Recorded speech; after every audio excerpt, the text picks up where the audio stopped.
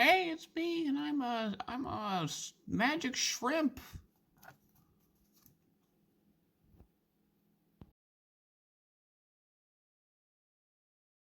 So we have our decks here. We're going to do a quick little description of the points in each deck, as well as a basic idea of what the game plan for each deck is. So Yeti, tell us about medium red.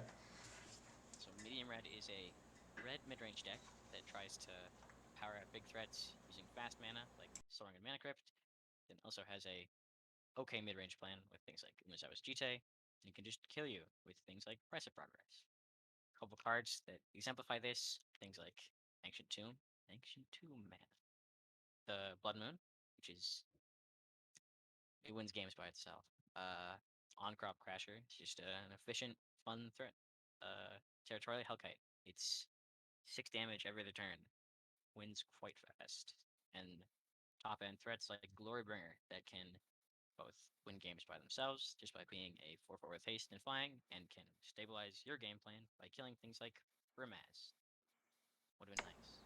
Awesome. Yeah, I love Glorybringer because it's a 2/4 when it gets to attack, and then when you're committing cards to like Soul Ring, like Chrome Mox, just like you're committing cards to just be mana. Being able to have cards that like 2/1 later in the game is a really nice way to like get back that advantage. Yeah. Cool. All right, and Man, Naya Winota, tell me about it. Yeah, so my points are all fast mana right now. Mana Crypt and green and white moxes. There's could be an argument made for things like Survival of the Fittest, Birthing Pod, maybe, but that's not the version we're playing right now. The main game plan of the deck is to abuse things like Winota and Saskia the Unyielding to just kind of kill your opponent really hard on turn 4 or 5. So the way we get there is fast mana and mana dorks into early 3 drops, ideally non-humans that make more non-humans, like Goblin Rabblemaster. And then we're playing a bunch of tutors to find our busted 4 drops. So Time of Need finds either of these legendary creatures. I'm playing things like Green Suns that finds this. Court of Calling. Rocco does double duty in this deck because on turn 3 he finds Dryad Arbor, which is him and the Dryad Arbor are 2 humans. Or later in the game he can find Winota or Saskia or whatever you need. And then the last piece of the game plan is the busted humans that you get to find off of Winota triggers. Things like Palace Jailer or Tovalar's Huntmaster, which is Green Grave Titan. And again, the werewolves do kind of double duty in this deck because if it's daytime, they're humans. And then when it becomes nighttime, you get to play them as humans off Winota's trigger, and then they're attacking as non-humans the next turn if it's still nighttime. So they're both humans and non-humans in this deck, which is really powerful. I'm playing like 6 of them. Sweet. Werewolf Tribal, right? So essentially your deck is Werewolf Tribal? Accidental Werewolf Tribal. So Yeti is on the play. He's going to talk about his keep. I have a couple lands, some other stuff.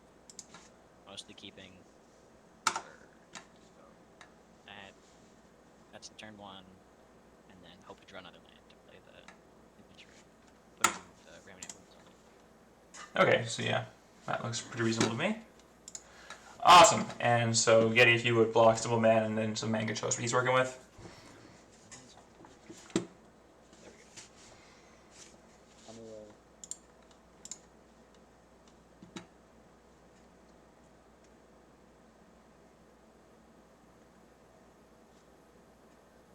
Am I good to go? Yeah, I think so. Okay, sorry.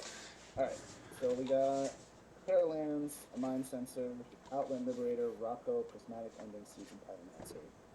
I don't love this hand, but it's probably better than going to 5. We've got 2 playable cards. One of them is removal, which is hopefully helpful. I think I have to check this one back because double red is pretty hard for this deck.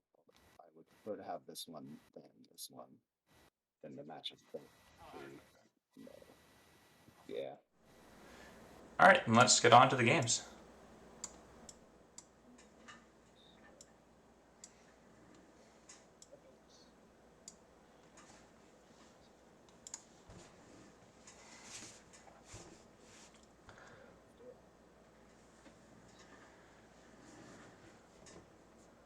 So Yeti does have the fast start, or the okay.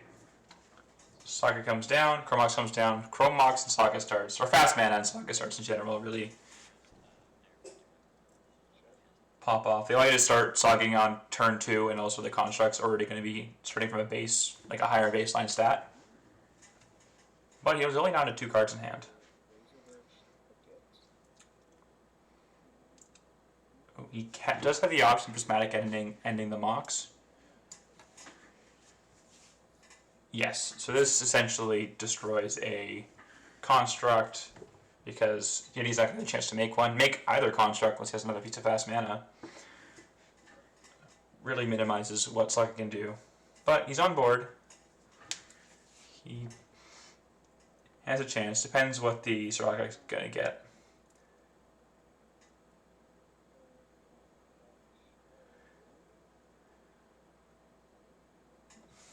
Going to crack a fetch. Probably playing Outland Liberator here. Liberator is going to allow him to pop whatever Yeti casts with the Saga, or fetches with the Saga.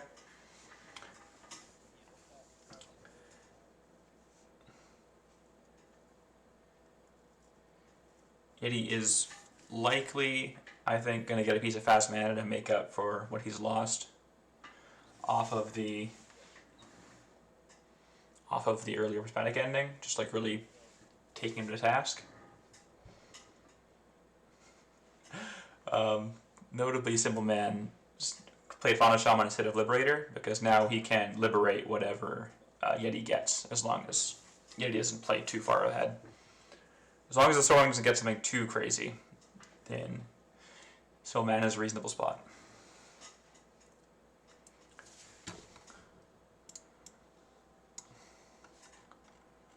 So notable cards that Simple Man can grab with the Fauna Shaman. He's going to need a green to activate next turn. Next turn, if he really wants to, he can grab a Voice, a Territorial Kavu as a 3/3, a Cathar Commando.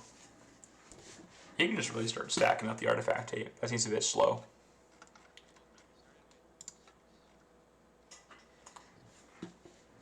They're just sorting out a misdraw. Yeti. Oh, okay. So that's one heck of a swing from Yeti. So right now he has 2 blockers available to block. He gets to keep the initiative. Initiative, very powerful mechanic in this format, as they are it and similar mechanics like Monarch are in all Eternal formats. He has 2 blockers, which means that for Simple Man to have a chance of taking it back this game, he's going to need to kill one of the threats. We'll kill both threats and then swing through, which I don't like his odds of doing. Case of Chaos Adventure, very, very powerful card. Additionally, being like a budget Lelia, while giving initiative, just an absolutely powerhouse. All right, shocking in the Temple Garden. Absolutely like that decision. And the Big Thalia. Big Thalia used to be able to block Case of Chaos Venture, but it's not happening now. Yeah. Outer City can do 5 damage. Oh, sorry. I'm missing a trigger. Puts 2 counters on it. Apologies. So now the Case of Chaos Adventurer is a... Sorry, I'm going to fix my... Say 7/5. 7/5, he gets the Impulse Draw.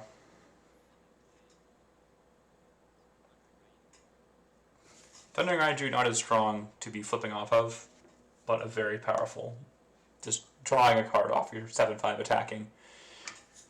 If the 7 goes through, Simple Man's going to essentially be stuck to 4 life next turn once the Lava Axe ability of the dungeon comes through. I think he's pondering a double block here. Yeah, he goes for the double block. It is going to trample over for 3.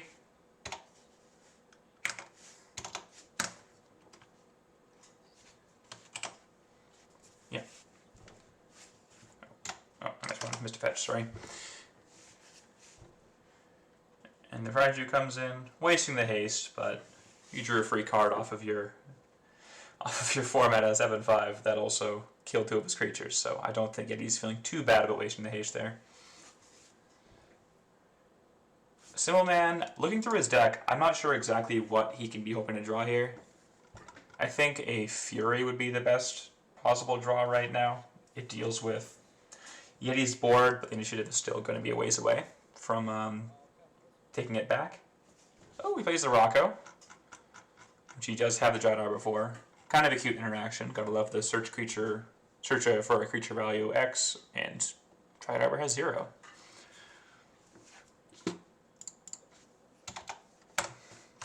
Five summon the upkeep with initiative.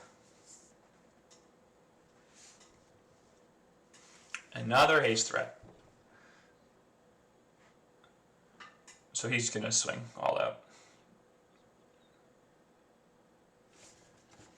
Swing all. Raiju triggers for 1 damage.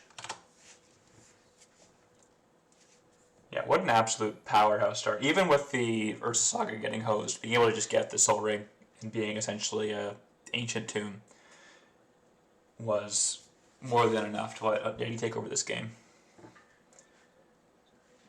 Because when you search up a Soul Ring or Mana Crypt with Ursa Saga, you get to float the mana, get the 2 mana, or artifact that makes 2 mana, make 2 more mana, and that's, he jumped from 3 to 5 in that one turn.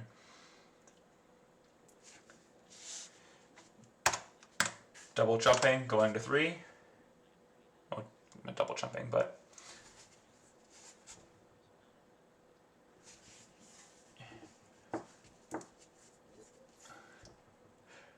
Symbol Man, yeah, still, even Fury now. Now Yeti has 5 toughness, so Fury's not going to quite do it. Looking, Palace Jailer would be potentially useful. He's also on KSKS Immature, which is kind of neat. Yeah. And that's game. Wow. What a powerhouse showing for medium red. Alright, we'll go to our not sideboarding, but our discussion of cards we're looking for in game 2. Now, so Symbol Man, you've pulled out some cards that you are hoping to draw in the matchup. Can you talk a little bit about those? Yeah. Mostly I'm just trying to find removal and or fast mana and or lifelink. Just ways to not die. My deck, I think if we end up going long, can kind of go over the top with things like Winota and Saskia, but we need to get to the long game, which is tough. So just trying to survive the early game or get there faster. Yes. Okay, absolutely makes sense to me. And Yeti, can I see what you're hoping to draw? Yeah. But it's relatively similar. Ooh. Yeah, so just widespread creature removal. So kills multiple things. GTA Fury was quite good. Non-basic hate. It's a 3-color deck. Price of Progress will probably kill them pretty quickly. And just the best fast mana. There's more in here, but these are the best ones, the 4-pointers. Nice. Absolutely looks good. Let's see what both of you can draw for game 2. Alright, welcome to the start of game 2. Both players have Mulligans. Symbol Man is on 5 cards, and Yeti is on a grungy little 4. Symbol's going to show us what he's got. Yeah. 3 lands, 4 threats. As much as I'd like to keep one of these, I think I have to keep the life gain ×2. That seems pretty reasonable. We'll see what Settle happens. in for a long game, not a good game. Or a good game, not a long game. Good game and a long game. How's that? Alright, Yeti, and can you show us what you're working with?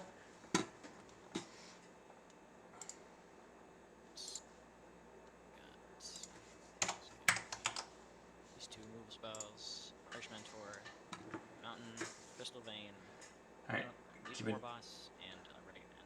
Couple lands. What does he feel like keeping? Just apply pressure, get down a 3-drop turn 2. Alright, going for the full greed hand. Sync Crystal Vein, gonna sack it on 2, get the War Boss going, and see if Ragavan can punch through. I think I like that hand. Matches up reasonably well. Awesome. Let's get going then, guys. Good luck.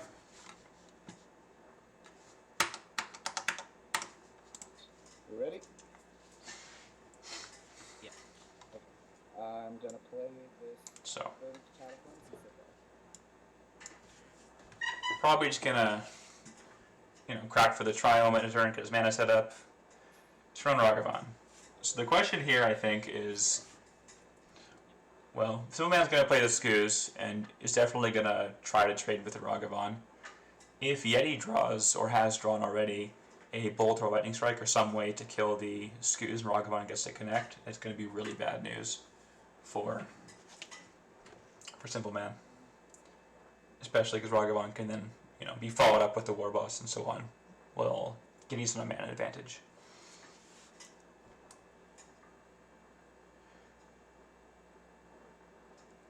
Knight of Autumn is being able to make it a 4/3 is kind of nice, but we'll see if that actually ends up. So let's see what Ragavan can do. There's the Skoos, so he's saying, please don't have a kill spell. Let the Skoos stick around for a little bit. And the trade's offered. Yeah. I think both players are reasonably happy with that. Oh. I like the Hearse play over... Well, obviously, Sapping Crystal being on turn 2 is pretty rough. But I like the idea there, and kind of Autumn takes it up. I love the idea there of being able to end-step make it a 2/2 and then untap War Boss, crew it, swing 3 with the token as well.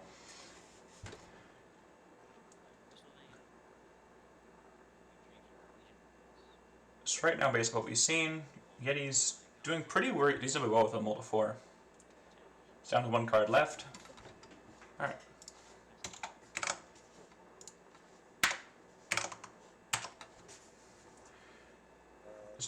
Yeah.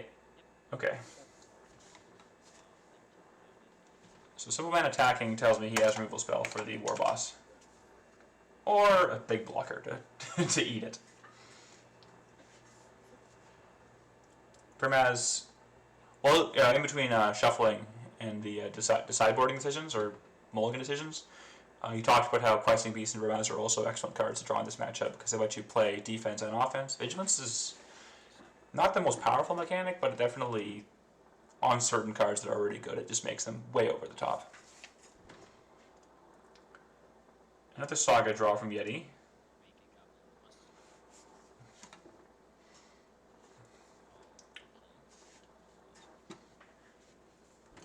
Saga could potentially find... Let's see what nice cards that Yeti can grab with that. Don't think he wants really fast mana at this point. Skull Clamp with the War Boss would be really good. So if he can survive 2 turns in the meantime, he's going to be a pretty happy camper. Some man appears to be doing some counting there. Might be trying to figure out if he has good attacks, or if he wants to... Well, what he wants to play. If he thinks he has to kill the War Boss now.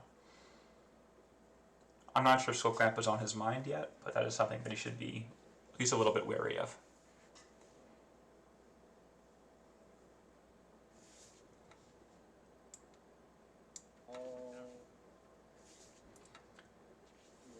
He's tapping my mana, but he's a giver of runes.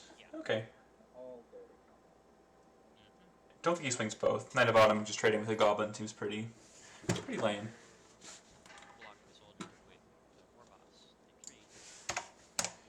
Yeah, he eats the cat for free. Take the pin off something? I'll get 8. And then down to 7. Down to 15. Bit of like little confusion there, but he sorted it out pretty quickly. Then I will play this very scary Mana Crypt. Okay. So as I'm playing the Mana Crypt tells me he has a potential flash threat. My immediate assumption is a endurance. Yes.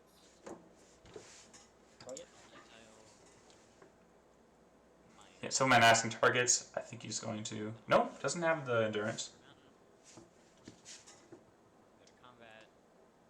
Gatekeeper is a pretty cool magic card. I believe it's cast.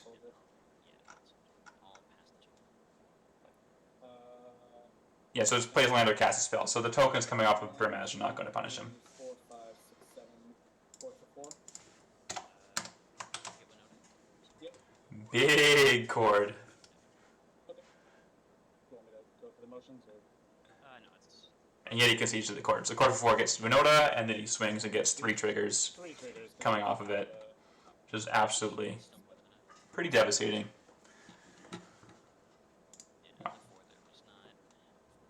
done, guys. All right. Game 3. And so we got game 3. We have Yeti on a 5 and Symbol on a 6. Some lands, Lava Man, Price of Progress, and 2 threats. Ooh.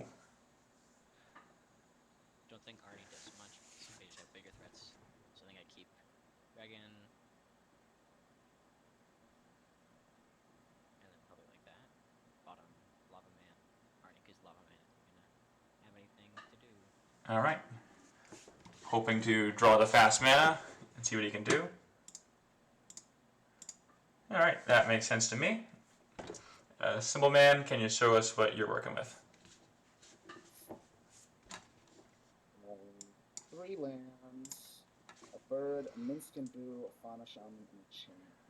Ooh, I like this one. I think Yeti not having a way to get rid of the birds is just because pretty nice. I get to play the bird on 1 and then the lightning on 2, and maybe I'll draw something, even if the bird dies. There's the Fauna Shaman.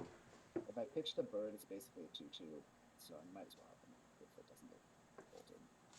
That might be wrong, but No. that's what I'm doing. That reasoning makes sense to me. All right, pick those up and then let's get going. Good luck, guys. Yeah. So Yeti's going to need to draw fast mana to make this game a reality for himself. Probably just going to play... Okay, plays the mountain, doesn't care about the 3 life enough to just play the tap now, hoping to draw lands and maybe cast that later. Like if he draws like a Chrome Mox or something next turn, he gets to Shatter Skull the bird, which I guess is reasonable. But he just needs some way to cast a dragon eventually. Price of Progress does have the potential to steal a game. Yep. He's just... Symbol Man, I think he's trying to guess, or trying to figure out how, or what he's trying to do. Is he holding up mana as a kill spell? Is he just trying to like play a busted 3-drop? Is he scared of Blood Moon? I'm gonna cast Eldritch Evolution. Ooh. Eldritch Evolution. What's he going to find? I think I'm gonna go get White Plume, but maybe that's a terrible mistake. Oh, goes for White Plume Adventurer. The white counterpart to the Chaos Adventurer Monarch card, or initiative card we saw earlier. I think it's probably the best one of the whole cycle. Just being able to get a mechanic like the initiative or Monarch on turn 3, earlier, faster with fast mana. This is his turn too. Gets a basic land also in case he's scared of the Blood Moon, which based off what he's been doing so far, if I was Salman, I'd be pretty wary of Blood Moon or Magus, just because land pass, no fast mana, no 1 or 2 drop, makes me think he's all in on something, and that something is pretty reasonable to be a Blood Moon. We're taking a risk. I'm gonna get White Plume. Alright, goes for White Plume. He gets to get a basic. So now he's not only going to have to answer White Plume, but also, if he does have the Blood Moon, Silman's insulated against it.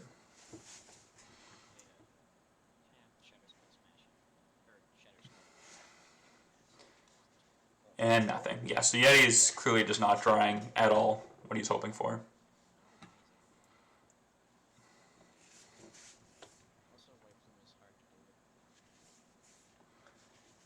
You know, White Plume's going to untap as a 5/5. He's going to get to crush Yeti for... Oh, sorry. Missed life total there, but he's going to be 15 anyway soon. Does have a land to play. Does he have more to do? Attack for 5. Crunch 15. And does he have... Oh, Time of Need. Awesome card. 1 in the green. Legendary creature card. It's a tutor for legendary creatures. Saskia's... Okay, so he's going to be able to play Saskia next turn and attack for like 20 or something insane like that. And yet he's continuing to flood out after keeping the multi-5 3-lander. Just drawing nothing to do, no action.